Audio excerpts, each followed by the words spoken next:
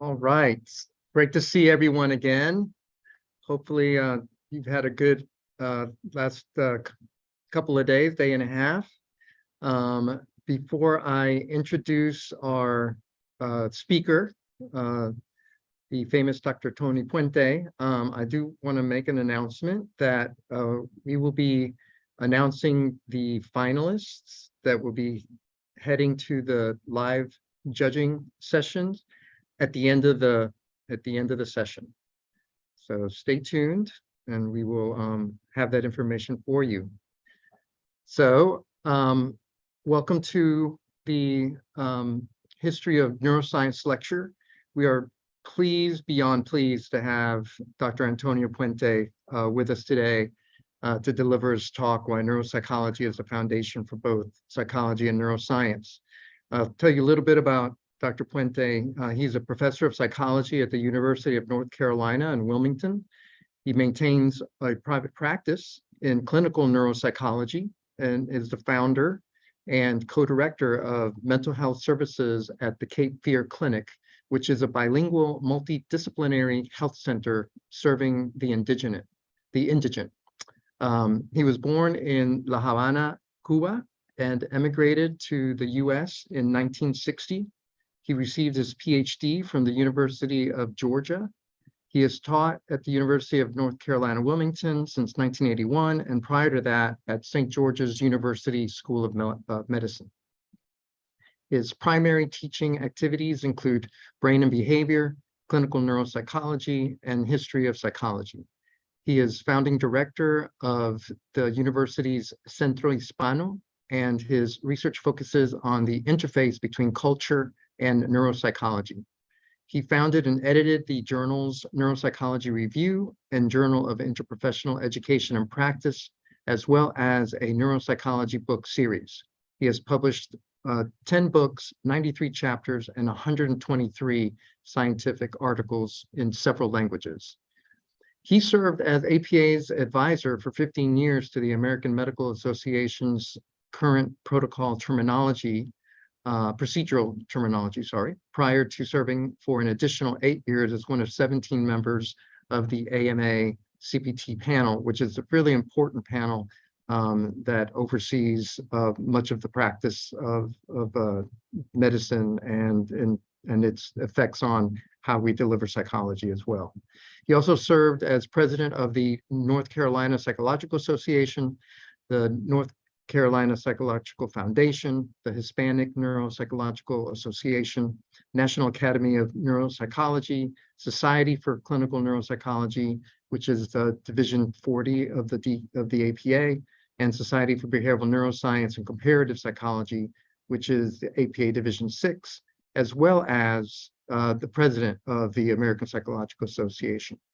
On top of all those accomplishments that Dr. Puente has, I have to say that he is one of the most passionate, most dedicated scientists and a valued colleague and friend who is always there to figure out how to make the world. Happy to have him here. All right. Thank you, Jim, and Astrid as well, all of you. Delighted to be with you. And I thought maybe we could do this slightly different than the way we normally do these things.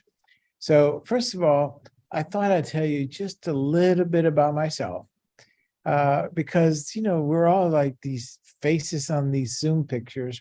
Who are these people? What do they do? And then we'll have the lecture. And I hope that you come up with questions, because if you don't come up with questions, as a professor, I'm going to come up with questions. So I don't care who you are or where you're from, you're going to be on the hot seat. So get ready. This is not going to be like an old guy talking to a bunch of young people that you can fall asleep or maybe do a little bit of Instagram on the side. No. We're going to be an interactive activity, okay? So let me tell you just about what I'm doing right now, because you wonder, how is this all coming to be? I'm actually in Washington, D.C., along with Jim, and about, I think I just heard about 11,000 other psychologists all over the place in basically 3 buildings, bunched together for the first time really since COVID began, trying to figure out what's going on in psychology, what to do about it. But I got to be honest, Jim was really a little nervous that I was getting here kind of late. And I have to be honest with you. He asked me, like, where are you? And I've been saying, Jim, I've been asking that question for 70 years, trying to figure out where I am. Well, actually, I was with 2 kids, just a little bit older than you, actually a little bit more than a little bit, and having lunch. It's my daughter, Krista, who's a clinical psychologist, who was in your shoes many, many years ago, and now is practicing psychology in the state of Florida. And then another child, Nikki, he is a neuropsychologist and head of psychology at George Washington University here in Washington, D.C. And a little bit of inside information. He's actually a neighbor of that good-looking guy that introduced me. Yeah, there you go. So I got invited to this largely because he's a neighbor of my son. That's it. Isn't that true? No. All right. Well, there's some truth to all that. But let's talk of just a tiny bit, even though I'm here to really talk about something that's really interesting. Just like what does a psychologist do? Or specifically, what does a neuropsychologist do? I thought I'd just tell you just a tiny bit about myself, and then let's start with the lecture. And I look forward to sharing that lecture with you, but also interacting with you. So I'm going to give you just a little bit about myself, and then maybe we'll take a couple of questions from you, and then we'll do the lecture. Is that okay, Astrid? Otherwise, it's just another lecture. All right. So I do 4 things. First of all, I teach. I teach in the classroom and outside the classroom. So I teach in the classroom, undergraduates and graduate students, but I also teach outside the classroom. I teach in the lab and I teach in the clinic. And I have students, as you'll see in a little bit, students are undergraduates in college, right out of college, students in graduate school, and people who have finished their degrees, and then I'm training them as well in a postdoctoral residency. So there's really kind of 4 levels of students. And interestingly, 8 of those students are with me here in Washington, D.C. at the APA convention, which is really a ton of fun. Second thing I do is I do research. I'm really interested in the role of culture and brain function.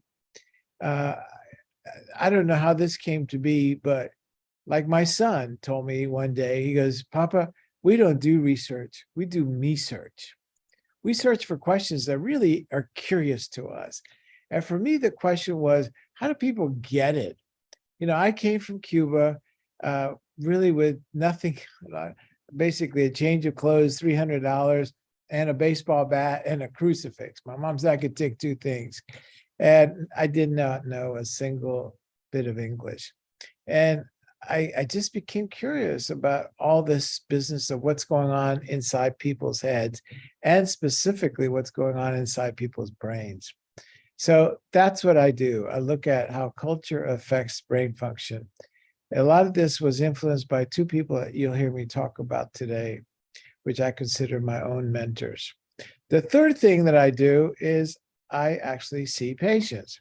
I have a private practice that is limited to neuropsychology, and the focus of that is basically to try and deal with people who have something wrong with their behavior, their thinking, etc., and how is it that we can help them understand the situation, help physicians make decisions about medicines, surgery, even things like long-term care, even forensic cases. Probably one of the more curious and interesting things that I do is I do death penalty cases, maybe about 125 of them at this stage of the game. And those have to do with trying to figure out what's going on in the brain of people who have committed serious crimes.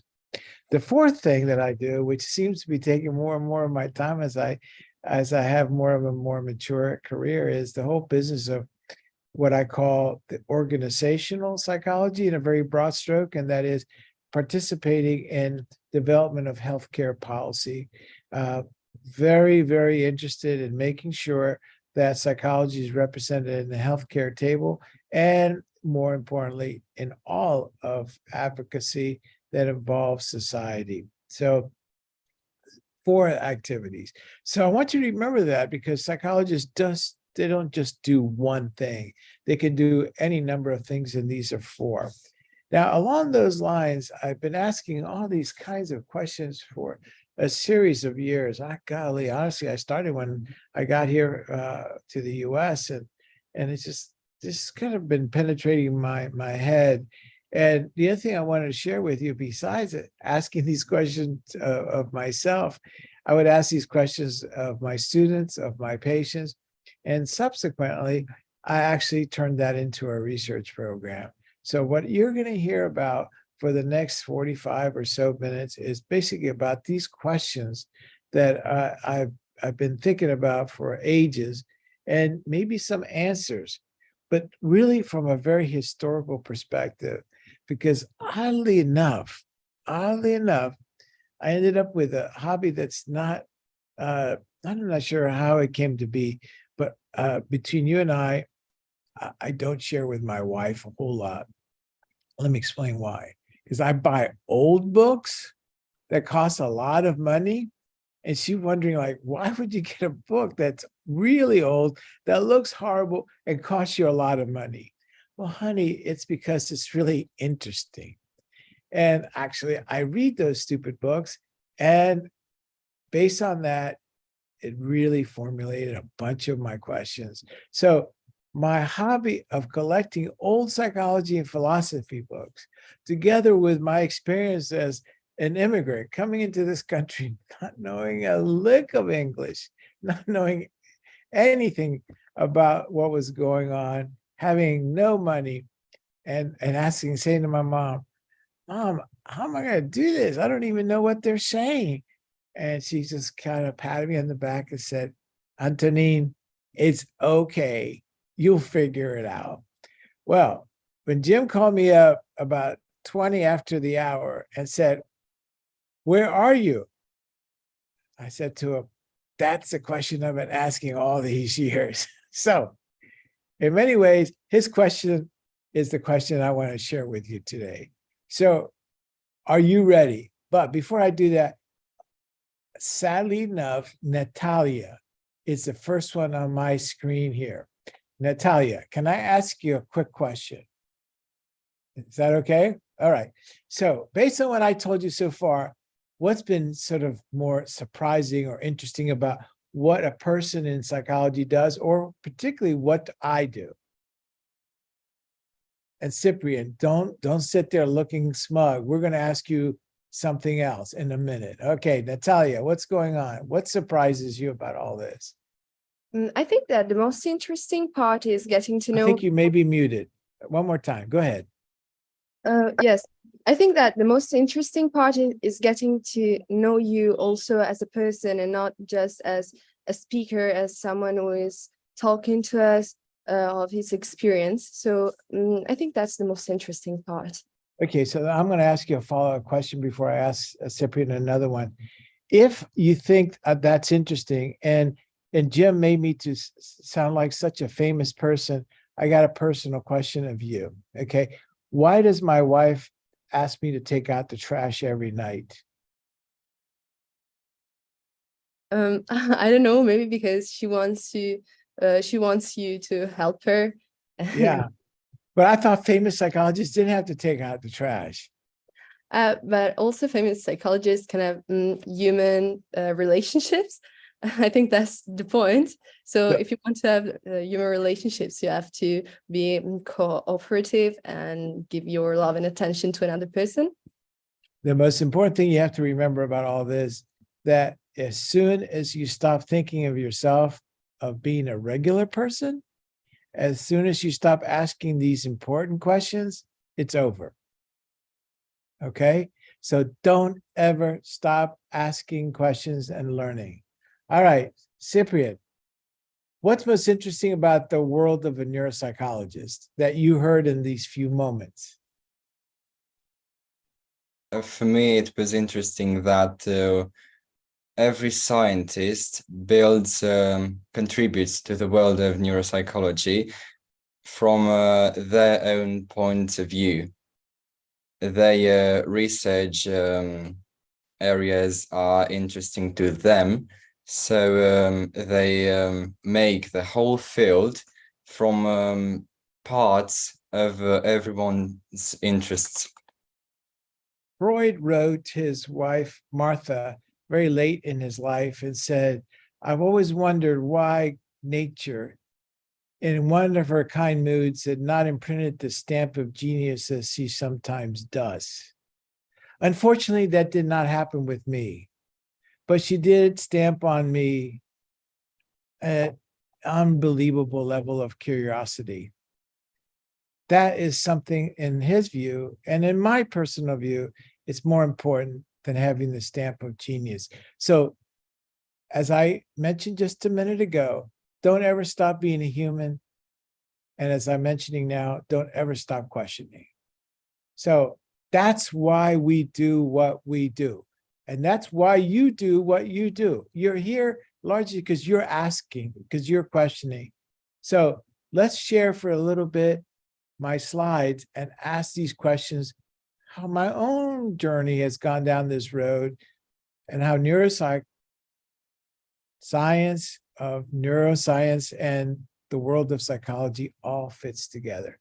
So are you ready? I'm ready. Okay, let's see if I can do some sharing of screens. Okay.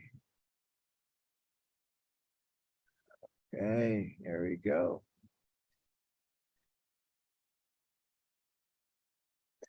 All right, so why neuropsychology is the foundation for both psychology and neuroscience. Let's see what we can put together for you.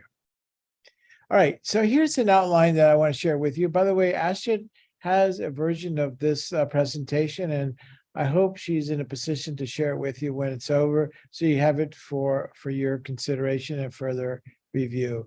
And at the end, by the way, I've put some contact information that you can take a look at, and I'll explain it to you. So the goal of today's presentation is just to make sure that you continue this insane level of curiosity and to a degree competition as well that you have brought today to this wonderful brain bee, and that it continues. And instead of just talking about, quote, my research, which I'm more than happy to do so, I want to give you a little bit of basically my journey in how all this came to be. So as I shared with our colleague from Italy just a few minutes ago about myself, I want to go ahead and tell you a little bit about me in a little deeper dive. So I shared with you that I have a group of individuals, and those individuals are all here. Actually, almost all of them in this slide are with us here at APA.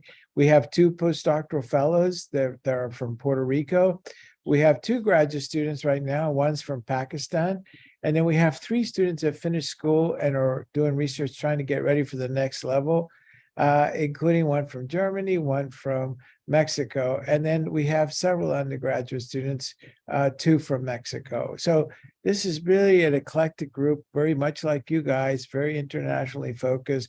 We have folks that are very young. We have one that's 18, and we have a couple of postdocs and visiting scientists, including Dr. Ford, who is, more of a middle-aged individual. So a large group of people make what we call the Roger Sperry Neuropsychology Laboratory, which will share some of the ideas as we talk in this presentation. All right, so this is actually from the beach where I spent my youth. This is in Tarará, just outside of Havana, Cuba. And sadly enough, it's a beautiful land that I don't have access to like I used to, but maybe one day I'll be able to spend more time than I do at the present. But this is my home, Havana, Cuba. And this is the person that really, really just launched my career. And I want to tell you a little bit about Roger W. Sperry. 2 or 3 things of really unusual note that I hope you remember. And if you want more information, you can find it all at rogersperry.org. In fact, just before I had lunch with my children, I was talking to Kathy Yates, the director, the chief curator of the National Museum of Psychology and at the University of Akron, because a good portion of our materials for Sperry are actually there. And we spent, since 1994, archiving his material. So our knowledge of Sperry is as good as anybody could at this stage of the game. But Roger Sperry had some fascinating things happen to him. And in many ways, it really launched his careers. And I thought I'd just share with you a couple of them. His father died when he was 12. His mother had to go to work and didn't have opportunity to be much of a parent or a mentor in some ways. So he spent a great deal of his time in the woods, just searching, studying animals, dead and alive. And that started curiosity in him about how is it that these animals' brains worked. And subsequently, when he went off to college, he was able to study with one of the fathers of psychology, William James, which we'll talk about a little bit later on. And there, some questions emerged that basically launched his entire career. But soon after getting his PhD, 3 things happened. And this is what I want you to remember. There's 2 things that are important. This is probably the first and most important one. Around 1950, soon after getting his PhD, his wife left him. He got tuberculosis, had to be hospitalized, and he lost tenure at the University of Chicago. The flip side of that, 30 years later, he's the first psychologist to win a Nobel Prize. How is it that you lose your wife, your health, and your job, and 3 decades later, you end up winning the first Nobel for psychology? Wow. Wow, wow, wow. The second part is he was a neurophilosopher, a neuropsychologist, and a neuroscientist. His discovery of how the 2 sides of the brain worked is what won him the Nobel Prize.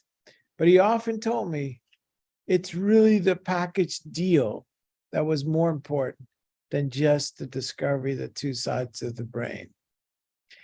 And I want to share with you a little private information. He and the 2 surgeons that did the research cut 45 patients' brains that had chronic and intractable epilepsy. They studied 15 of them pretty well, 5 extremely well, and almost all his studies involve 1 patient, LB. So we've studied that patient up the wazoo, this way and that way, talked to his former wife, among other people, and discovered all kinds of fascinating things about him and Sperry's research. And that's what we're going to talk about for a little bit.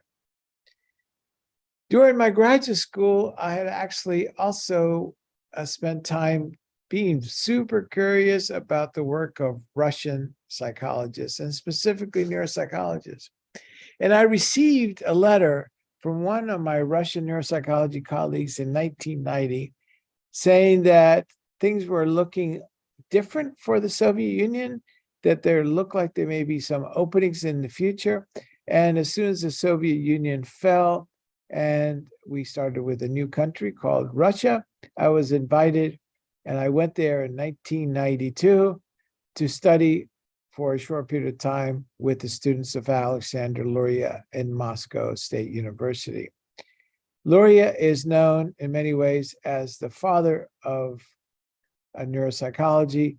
And there I got to understand how is it that they did the studies of the brain, which was crazy.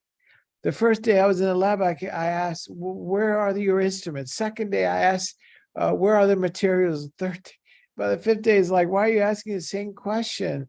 Because there is no answer different than the first day. They used nothing. They used whatever they had in their pockets. They would spend time with the patient in the different wards of Bordenko Institute, and with what was in their pockets, in their lab coats or in their pants or skirts. This is it. Second thing they did is Alexander Luria basically was taught, among other things, history by Vygotsky, who suggested that you could only understand people inside of a social historical context. And in that process, he placed everything in a bigger scope. Third, he basically said it's all about the cortex. Without the cortex, there's nothing else. So that little 4, 5, 6 millimeter covering on the outside of the brain that's all kind of corrugated, that looks really kind of ugly, that's where it was all for us. So Luria, with his MD, his PhD, his particular focus on a social historical context, really put together the idea that you should only understand people by studying their brains and the brains inside of a social historical context. Without that, you will misunderstand the symptoms, or for that matter, the individual. And this is where I hang out. The far right building is basically the psychology department. And this is where I spend my time today. And actually, if I could just show you the 5th and 6th windows over here are the primary, and the 3rd floor is where my laboratory is located in Wilmington, North Carolina. For those of you that could just imagine for a moment, see way back here in the horizon where the green stops, there should be some blue. That is the ocean. And here's a fun fact of really no value. If you were to ask me, why did I end up at UNC Wilmington? I gotta be honest with you. My primary hobby is surfing. So I wake up as many days I can before work, and I drive a couple of miles this way. Actually, I live right around here, maybe more like half a mile to 2 miles, depending where I go. And I jump in that blue water and catch some waves before I go to this red brick buildings to try and figure out how the brain works.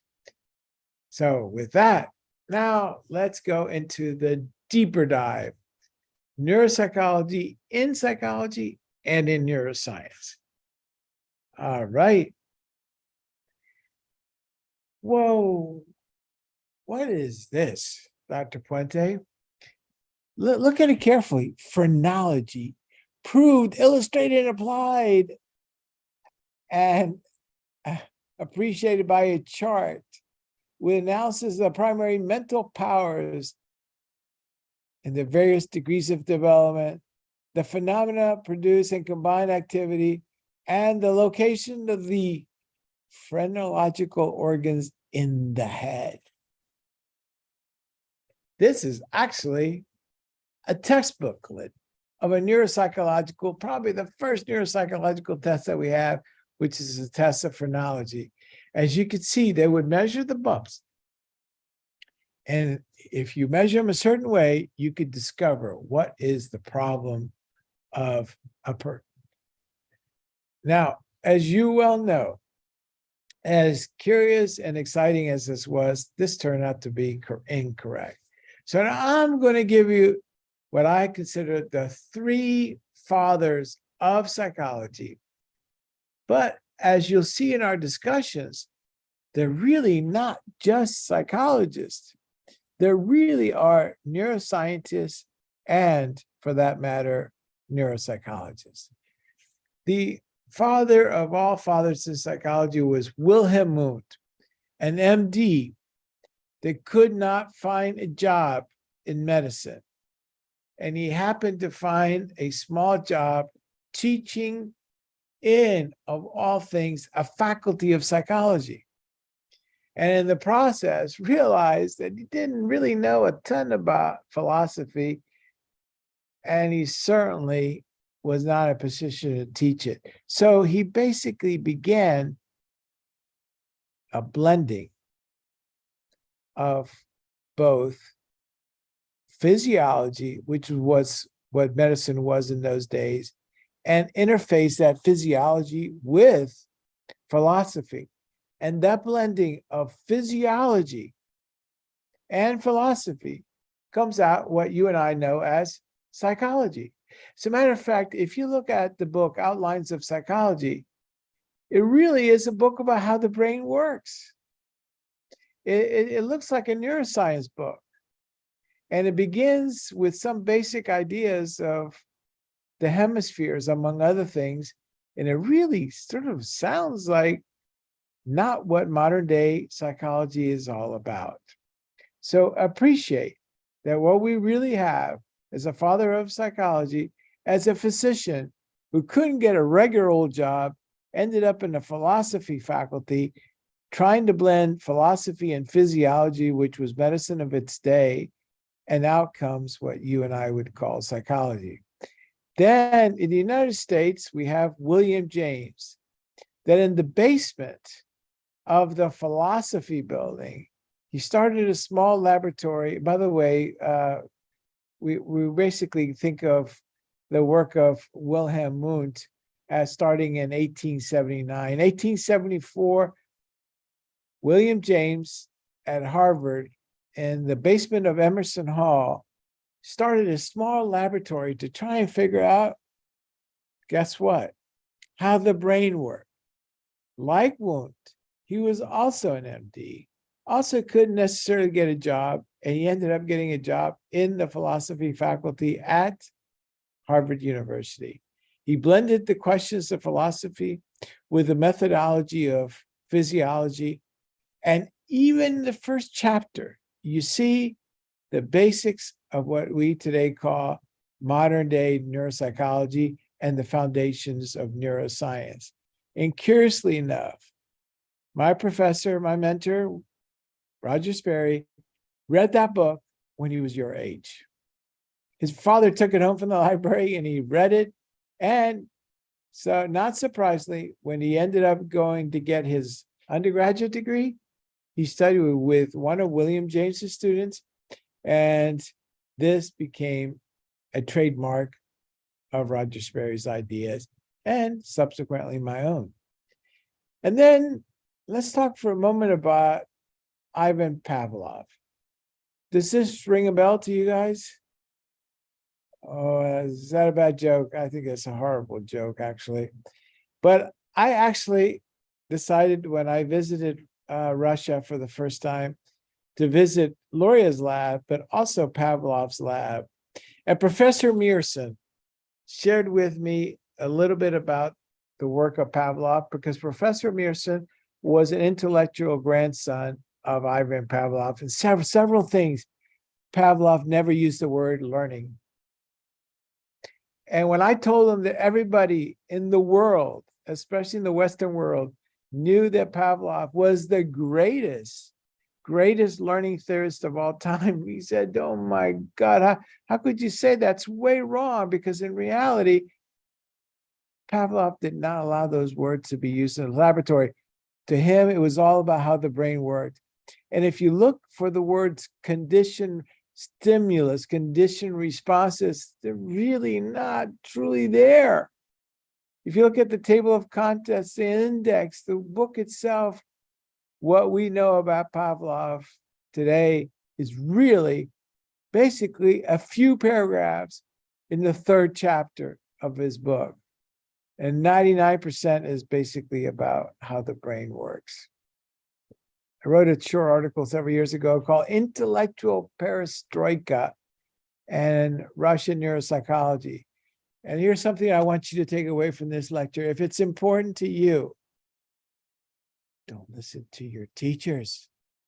Don't read the textbooks. Go to the original source. the original source is where the truth lies. So if it's important to you, don't listen to people like me. Don't listen to the books, especially textbooks. Go to the original source where the material was written and find it out for yourself. And if you're really even more curious than that, heck, go out and do research yourself, which is what I ended up doing. Now, what I want to spend just a little bit of time is what I call recalibrating psychology and neuroscience. And let me maybe start with a couple of things that I was thinking about as I was walking over here from my lunch with my children. Psychology today, especially in the Western world, is so behavioral focused. It's all about, stimulus and response, cause and effect. And in some ways, it's very heavy about clinical. And neuroscience, which I was one of the founding members of the Society for Neuroscience, my goodness, that seems to be so microscopic, so molecular. It's almost like, as Sperry told me, in our university at Caltech in Pasadena, California, if you did anything with the human, with the organism, if you talked about macro, you were really out of sync with what was going on. In neuroscience, it's almost like if you can't put it on a microscope, it doesn't exist. So here we have that psychology has become a very behaviorally focused discipline, and neuroscience has become a microscopic cellular. Could they be slightly missing the boat?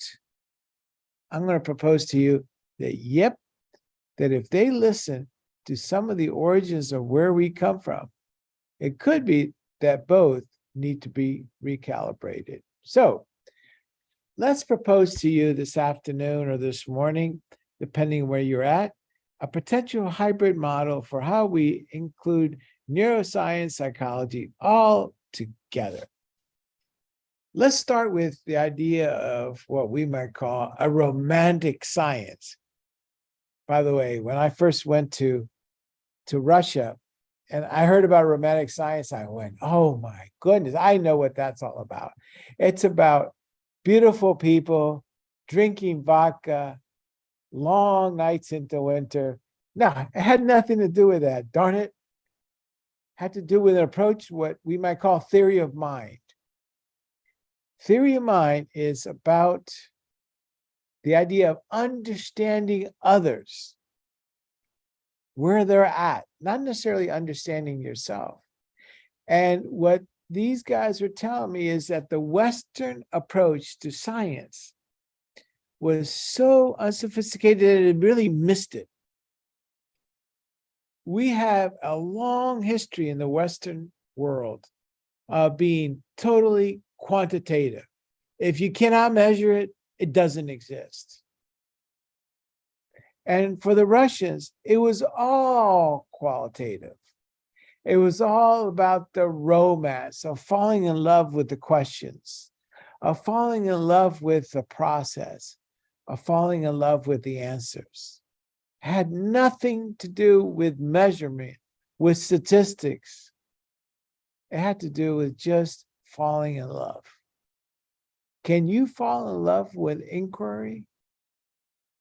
Can you fall in love with questions and the pursuit of knowledge instead of just being worried about just another publication?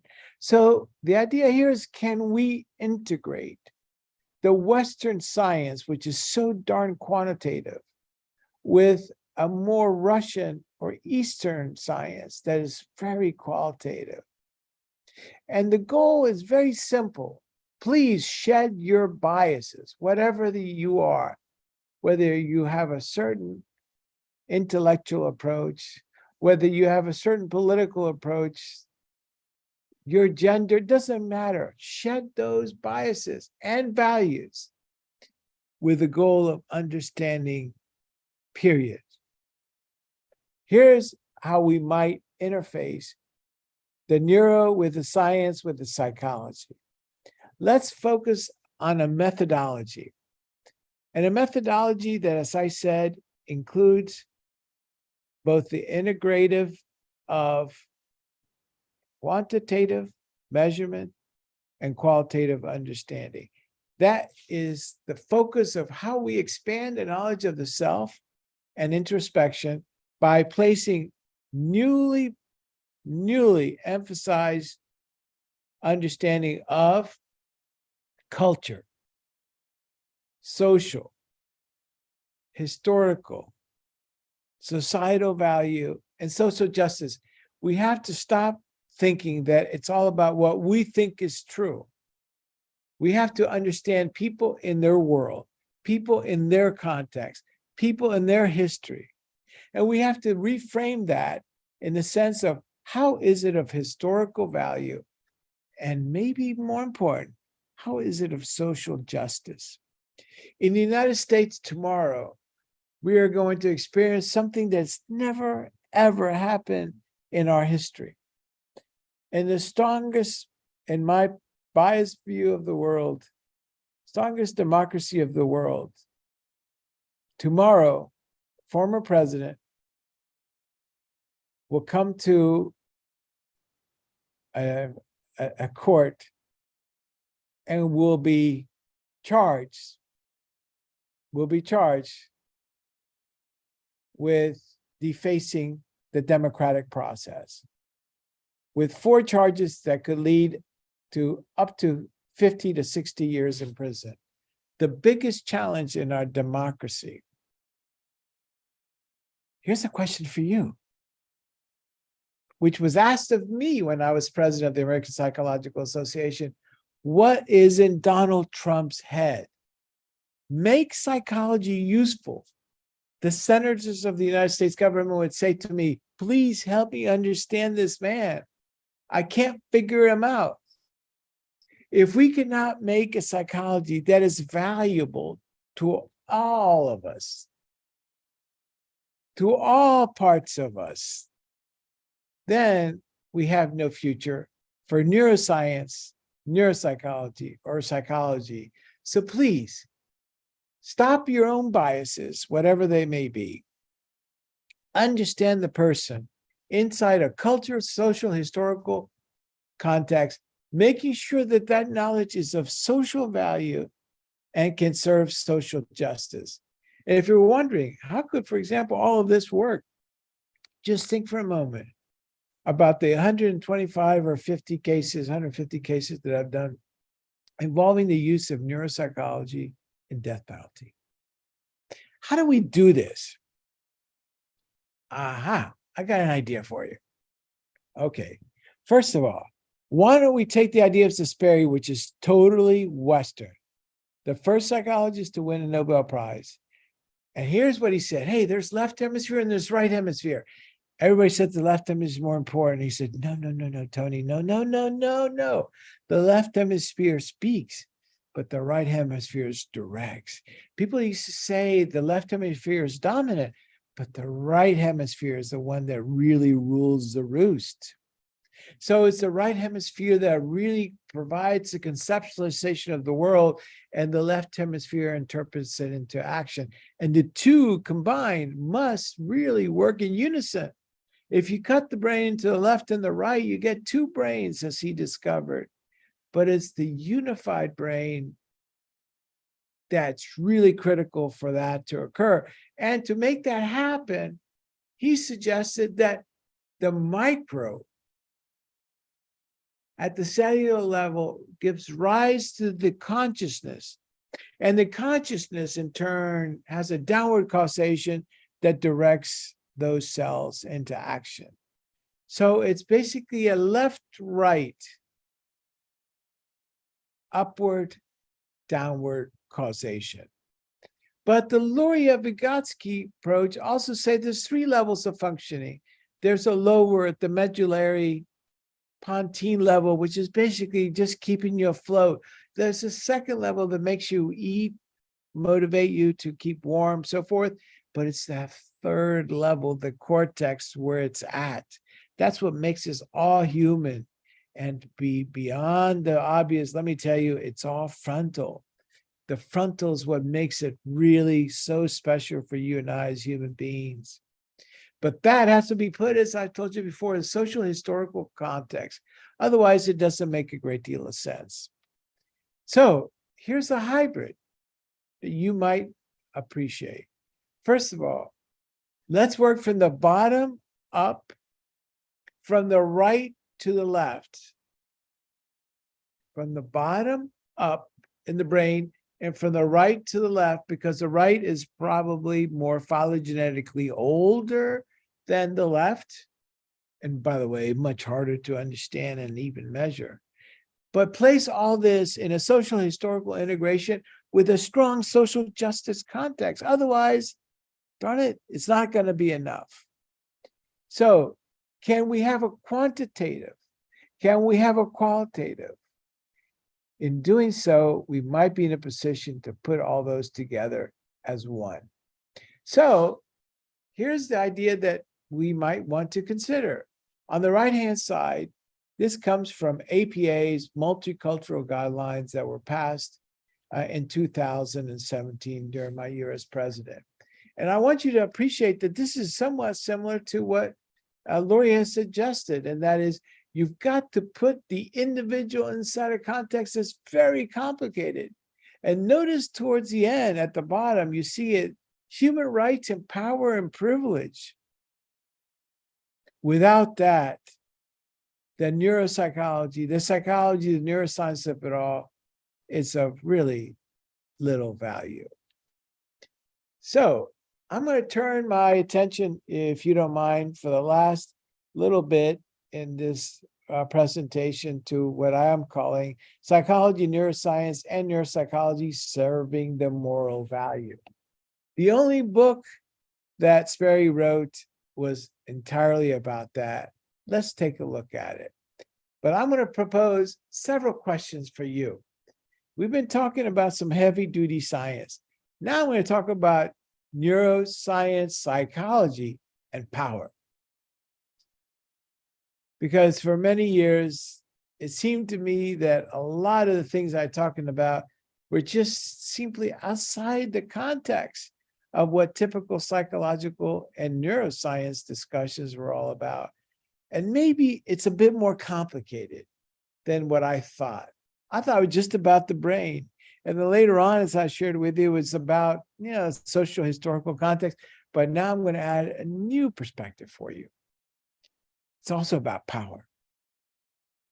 First question, are we measuring and interpreting scientific constructs, or are we measuring and interpreting only social and cultural context? When I was first given an IQ test in the United States, my mom said, they're going to ask you some questions in English. And if you don't know what's going on, it's okay. Just smile. I'm almost sure that they were not measuring my intellectual abilities, but did measure my cultural understanding. I think my diagnosis was moron, but friendly. 2, are neuropsychological or neuroscientific constructs nothing more than power constructs? And specifically, are these power constructs developed by a cross sample of the population we seek to understand and serve? When we do our research on trying to norm and standardize neuropsychological tests, we never, ever, ever go to trailer parks. We never, ever go to the ghettos. We never, ever go to rural areas. Is this what we are trying to do, just to understand the brains of people that are privileged? When we do research in Morocco, when we've done research in concentration camps, when we've done research in internment camps, when we've done research in Siberia, when we've done research in rural, isolated parts of the United States that don't have bandwidth, that don't have telephone coverage, are those Are those people different? Well, it turns out that they are. One of our recent published papers on looking at the neuropsychology of highly rural individuals in rural Siberia and rural US. Turns out we're quite different than people that lived in the communities that had ample service of electrical and related nature. When we actually did some research in the Amazon and look at Indians that lived in reservations versus Indians that lived in free-ranging environments, even they had different brains. So when it's said and done, are we only seeking to preserve the intellectual and societal status quo? It took APA 125 friggin' years, 125 years to elect a Spanish-speaking president. It took the certification board of neuropsychologists 25 years to certify a person that spoke Spanish. And I am very proud to say that I am the first person who took the board exam in neuropsychology in the United States that failed. And it took 25 years later before somebody who spoke Spanish to get certified.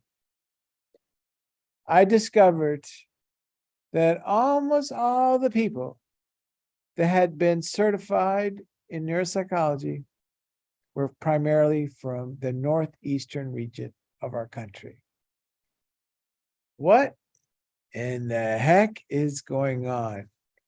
Or is the knowledge that we have developed nothing more than intellectual and societal imperialism?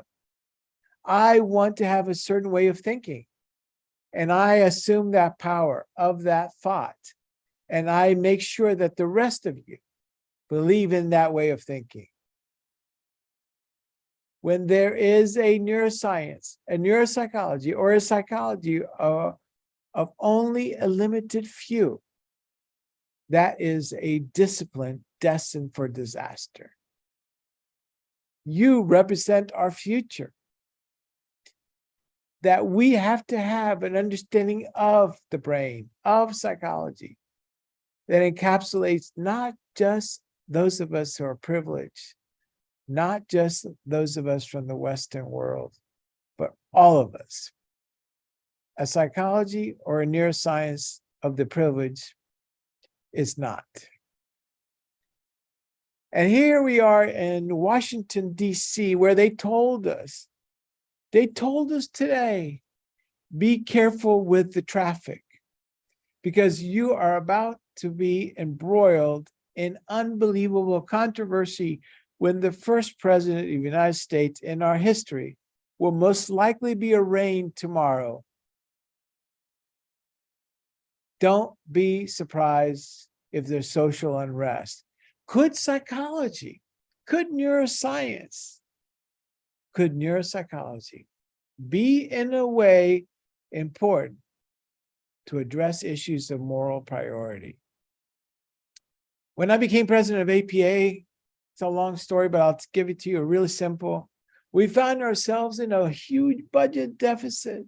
We found ourselves involved in a social justice nightmare where some people had been involved in interrogation with waterboarding in Guantanamo, and some members of the American Psychological Association have participated. Oh my goodness, when that came out, we did an investigation, and that investigation revealed that we were really in a bad place. 75% of the executive management group of the American Psychological Association resigned, retired, or were fired. We find ourselves rudderless, without money, without leadership, without direction. That's what I took over as president. That's when we hired Dr. Jim Diaz-Granados, by the way. We decided instead of doing what a normal human being would do, which is fall into depression, start drinking, do drugs, disappear, maybe go surfing in the middle of nowhere where cell phones don't exist, said, oh, no. I remember one Friday night in the middle of December in 2017, be by myself in the building, and basically started crying and saying to myself, oh my God, what have I done? And instead of wallowing in that misery, decided, let's use this opportunity to break APA into two. One involving 4 psychology and one involving 4 psychologists. So we developed a political advocacy arm, funded it to the hilt, and started campaigning because we found ourselves a government that was very anti-science, very anti-brain, anti-mental health. The only solution was to do something about it. The science profession and teaching of psychology must come together and advocate for one psychology at all levels of society. That was my rallying cry.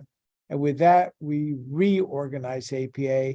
And now we have become the biggest and most effective advocate group of any healthcare group in the United States. However, we can't do that without a trajectory, without a moral compass. And in doing so, I turned to my mentor, Roger Sperry, and his one book that he did publish, Science and Moral Priority. And for far too long, he says, and I believe, we relied on traditional institutional guidance from banks, from traditional healthcare, from religion, from traditional educational systems. Isn't it time that we begin to inject science, and in my particular opinion, inject the neuroscience, the neuropsychology, the psychology in helping us establish moral priorities? What is your role in moving forward? Is there anything for you in all of this? First of all, we find ourselves in the United States, especially, as I said, I am speaking from the capital of the United States, the beacon of democracy in the world, and we're in an imperiled situation. As we speak, the last president of the United States is going to go to court tomorrow to address the morality of a democracy. Why can't neuroscience, neuropsychology, and psychology step to the table and provide solutions for helping understand the moral priorities of both individuals and of societies? Why have we remained silent during these times of crisis when there's so much need for a moral rudder that is based on empiricism, on reason, and on science? We started with religion as our guiding factor. Then we continue with education and economics, with medicine. I propose for you, you young people, you the best that the world has to offer, that you consider using neuroscience to not only discover the mysteries of the mind, but the solutions necessary for this world. The rest of our future relies on you to make sure that we have a path forward. The future is your responsibility. You want more information about all these ideas? Here they are.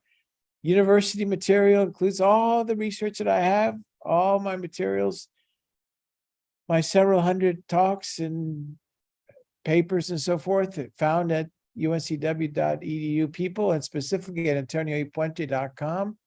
My work on Roger Sperry is on rogersperry.org. My clinical, if you want to find out more about what I do in my clinical life, clinicalneuropsychology.us. And my policy work on healthcare, psychologycoding.com, and antonioenriquepuente@gmail.com is where I hang out way too many hours of the day. And with that, how about if I stop sharing my screen and start talking and interacting with you? Astrid, is this what you were looking for? All right. And is it okay for me to take some questions from these bright minds?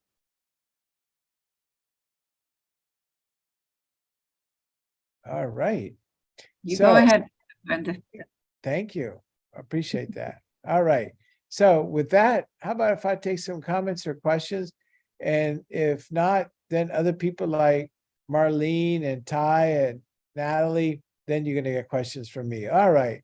So I apologize. There are lots of questions. Esther, would you be kind enough and just moderate them for me and just pick out some of these young minds to ask questions? But let me ask you, I'll do Esther, that. Yeah. let's make sure that I can answer these questions, okay? I'm sure you can. Okay. I'll go from the top of my screen. Wasim from Israel. Go ahead. Wasim.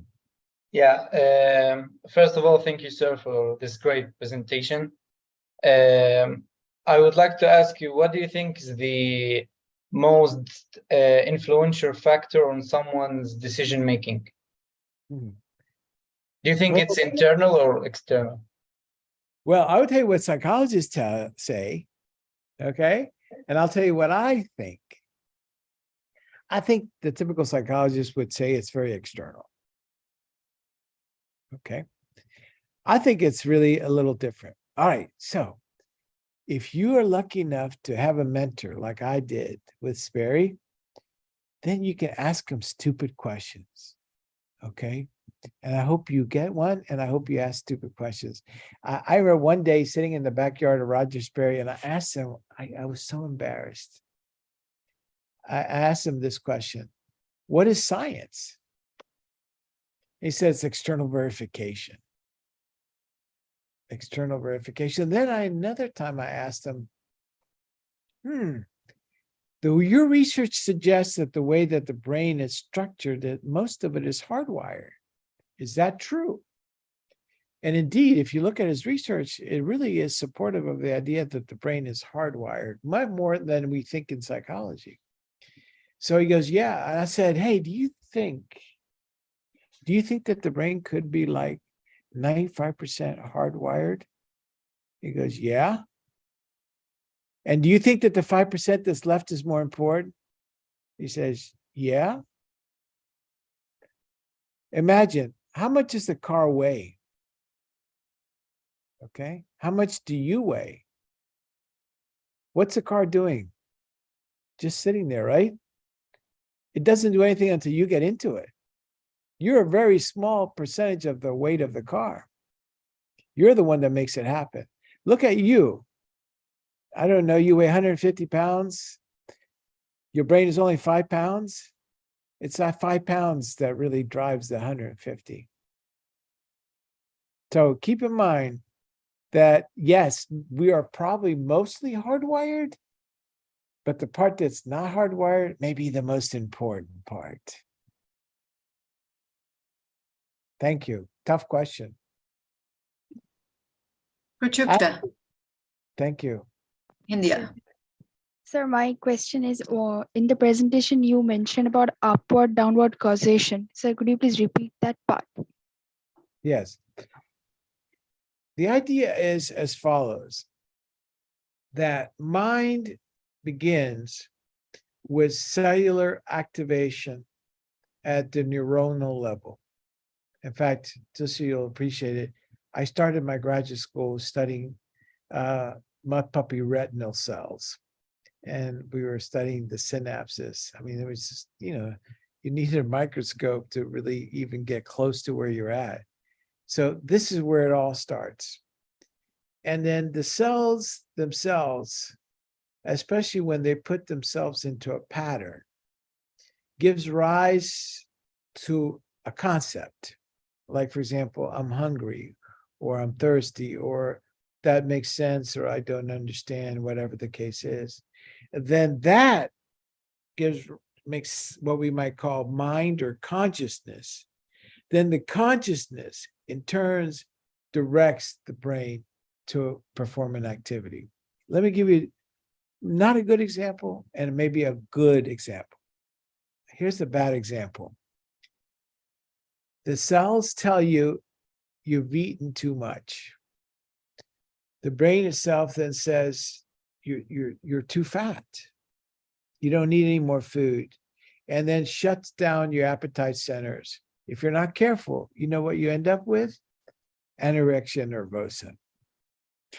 When I talk to anorexic patients, you kind of look at them and you go, how in the world could you imagine that you're fat?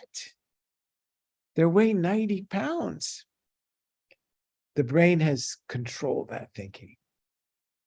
There's a tennis tournament going on right now. One of my favorite tennis players played last night. Unfortunately, I'm at the convention, so I didn't get to see him. Guy Monfils. There's another one called Francis Tiafoe. Poor Black people that didn't get the opportunity as many of the privileged folks that played tennis. Tiafoe was raised in the shed of a tennis club. And he said he used to sneak into the clubs, including tournaments, as a way to learn. And it was that drive that gave him a concept, I can be a tennis player.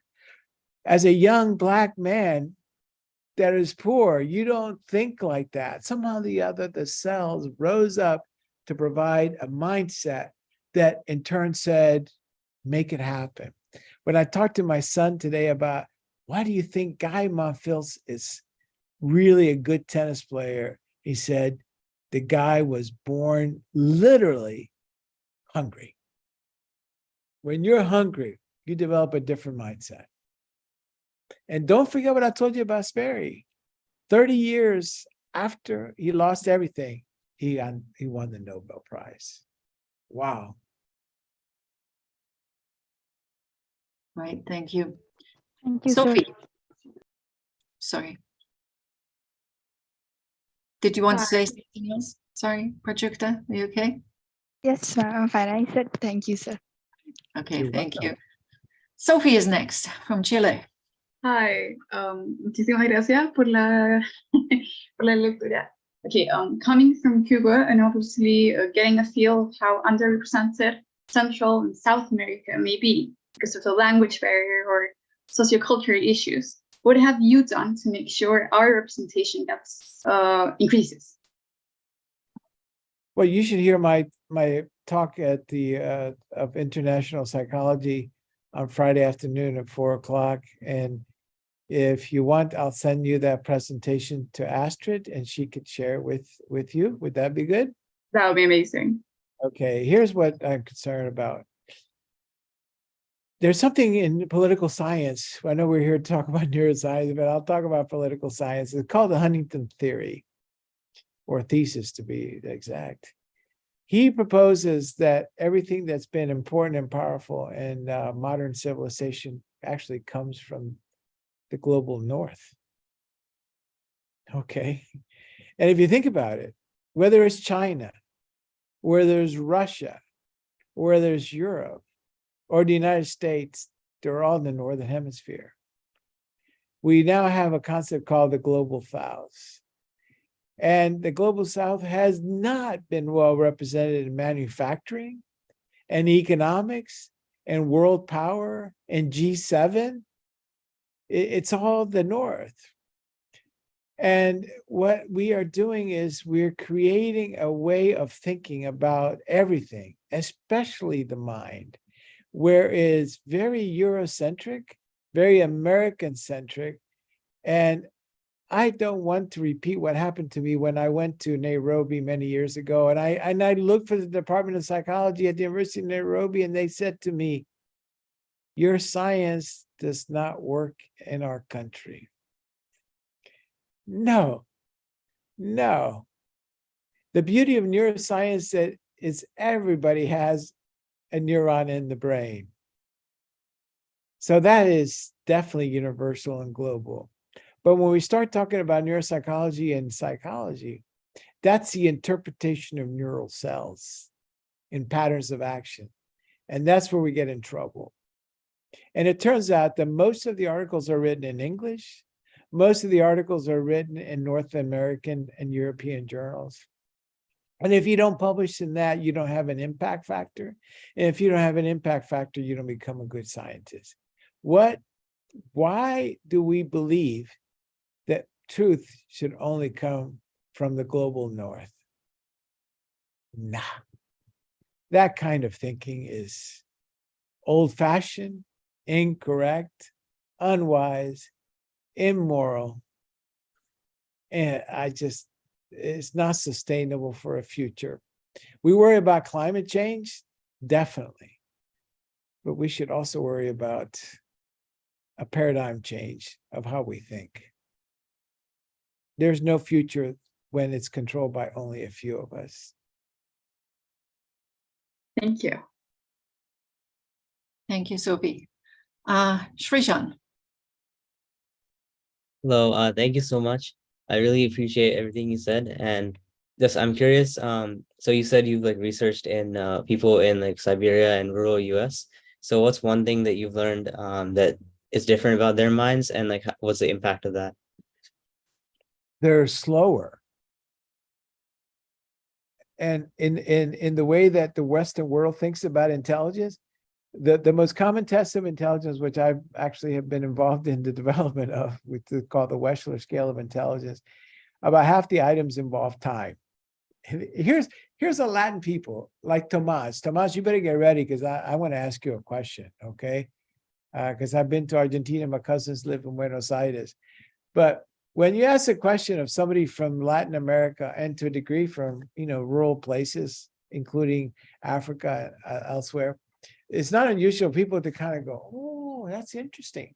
Well, in the United States and in Europe, as soon as they ask you a question, they take out the timer. How fast can you do it? Whereas we want to enjoy the question. We want to talk to you about where did the question come from? And as soon as you start doing that, you're in trouble. We value speed. Manufacturing, which is the benchmark, the goal of Western industrialized societies, it's all about speed. It's more about speed than it is about quality. And the brain doesn't work that way. The brain works on speed and quality. It's like type 1 error and type 2 error. If you're not careful, you'll make one error. If you're not careful, you make the two error. You gotta take both into account, speed and quality. If you produce a bunch of garbage, it's no good. And if you produce a beautiful work of art, it takes you maybe an entire lifetime like Van Gogh, nobody will appreciate it until you die. So we have to have both. So a good example is that people in very, very rural settings are very, very slow. But in the Western world, we often say slow means retarded.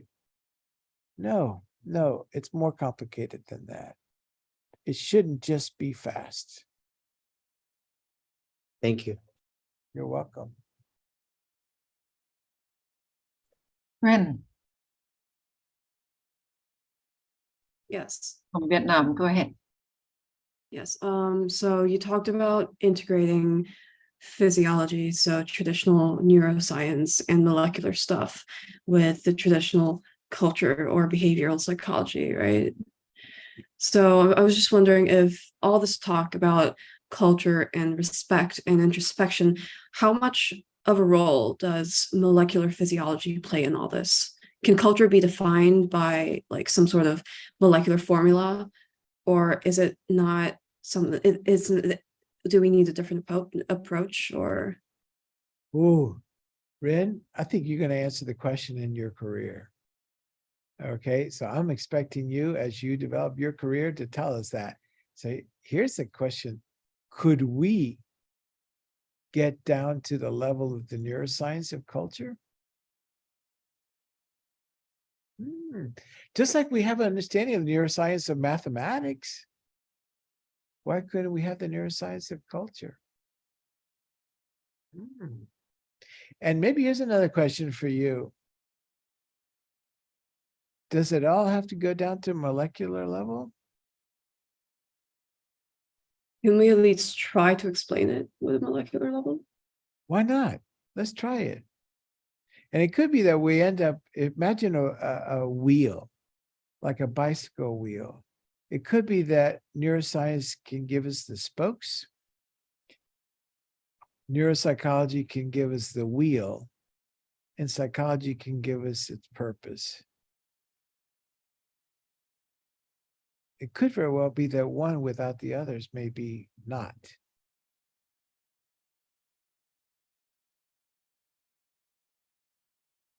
How old are you? 14. I'm 71. I don't know if I have that much time to answer that question. You do. Can I expect you to try and answer that question for me?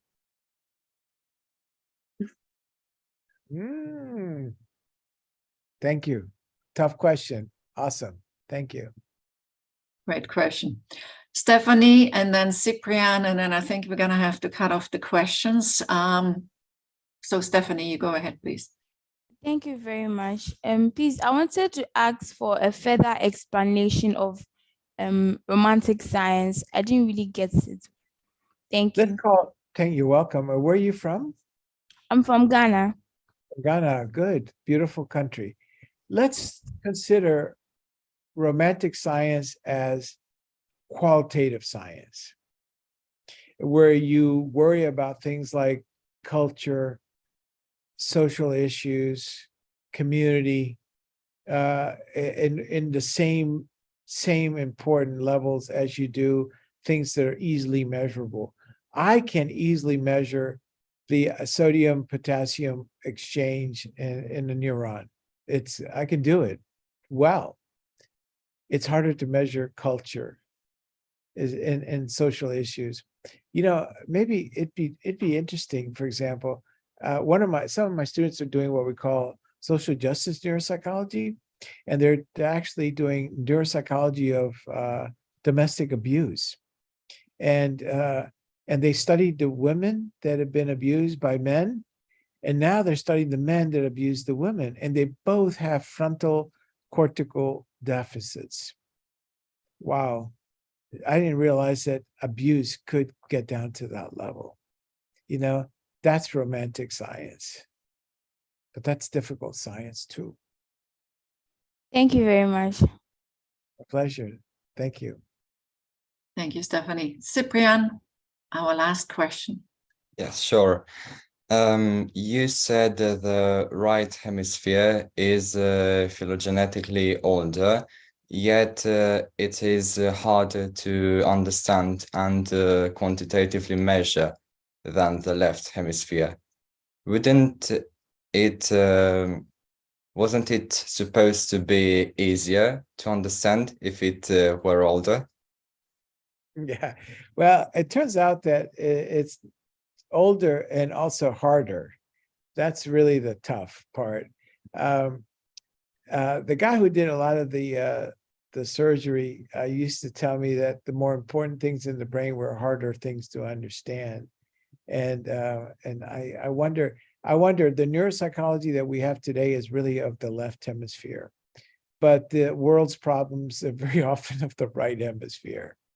So I hope that we can figure out how the two are intertwined, and how the phylogenetically older and more challenging right hemisphere should be understood.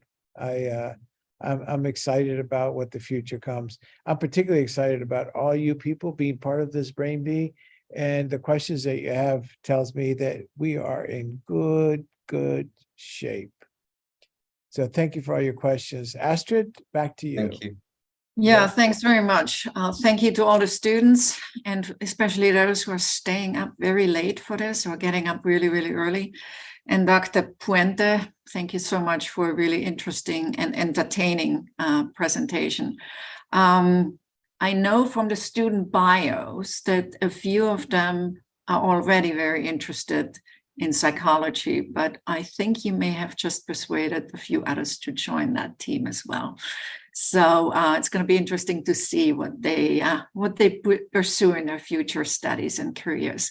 Malena has a very important announcement to make, and that is to tell us which students are going to move forward to the life judging session. Congratulations. Again, thank you so much. Thank But you. all of you are congratulations. Yes, thank you, Astrid. First of all, let's give a round of applause to Dr. Puente again. Yep. Really great job. It was a pleasure to listen to you. Thank you so much. It was very interactive. And yes, now the moment most of you have been waiting for, as announced, we will announce the finalists who will proceed to the live judging. But before I do that, I want to highly emphasize that there's a huge congratulations to all of you for coming this far. You really performed amazingly. You made it to the national champion of your respective country. You have to be really, really proud of yourself. And you qualified for the IBB World Championship 2023. And while we were correcting the exams, we were really inspired and impressed by your immense knowledge at such an early stage of your life. And we hope that this experience and also the social program has really sparked your interest and passion in neuroscience. And now I will read to you the top 14 finalists in alphabetical order by country, meaning it's not in order by ranking, but just alphabetical order by country.